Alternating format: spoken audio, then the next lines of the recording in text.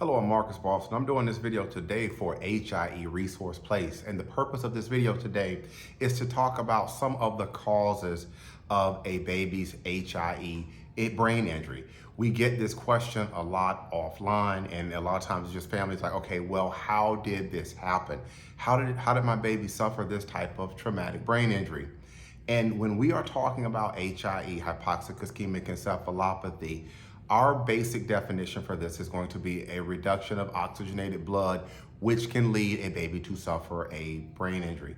And I want to talk about three areas today in this video. First of all, there can be genetic causes. There can be things that can happen genetically, which can lead a baby to have a decreased level of oxygenated blood, which can lead to a brain injury.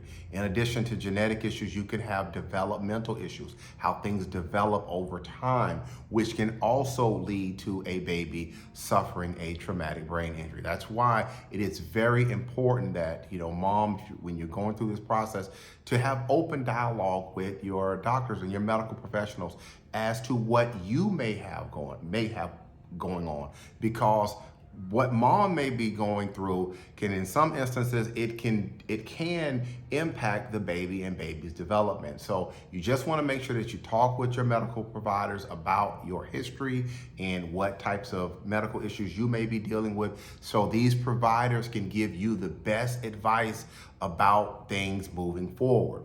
And finally, you also have where birth trauma, and by that what I mean is something that the doctors or the nurses or the hospital that they can do, which can lead a baby to suffer a traumatic brain injury. In a lot of these instances, what we will see is that the baby may be in a non-reassuring pattern on the electronic fetal heart monitor, and for whatever reason, this is either not caught in time or it's not diagnosed and it's not treated appropriately, and the baby has to go on and the fetal reserves can get depleted. And once that happens, then a baby can, in some instances, because of that deprivation of oxygenated blood, a baby can, in some instances, lead to a brain injury. So for example, if you have umbilical cord compression, if something like that happens during labor and delivery and it's not rectified, that can cause a baby to suffer a traumatic brain injury. In addition to that, if you have, let's say, for example, a uterine rupture, of course, that is a medical emergency,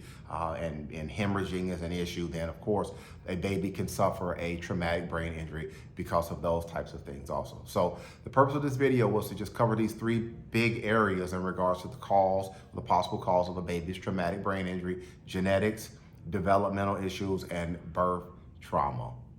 Again, I'm Marcus Boston at HIE Resource Place.